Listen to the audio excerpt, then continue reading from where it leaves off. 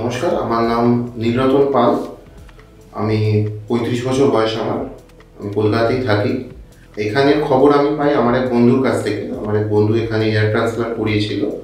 আমার hair fall মোটামুটি 2016 শেষ থেকে বা 2017 থেকে তখন দেখলাম যে না, ওটা খুব বাজে একটা কন্ডিশনে চলে যাচ্ছে এবং মানে খুব এটা দেখতেও খারাপ লাগছে, নিজেকেই কোথাও একটা দেখতে খারাপ লাগছে ছবির মধ্যে।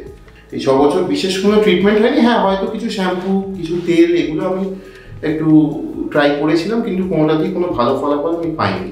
2023-এর শেষ থেকে আমি চিকিৎসা স্টার্ট করেছি আর কি। 3 মাস বা 6 মাস মতো উনি আমাকে মেডিসিন দিয়েছেন এবং তারপর পিআরপি করার সাজেশন দিয়েছিলেন। তো ফার্স্ট পিআরপিটা আমি করি। তারপরে তখনও সত্যি কথা বলতে অতটা ভিজিবল রেজাল্ট হয়নি, একদম সত্যি কথা। ফার্স্ট পিআরপির পরে স্যার বলেছিল যে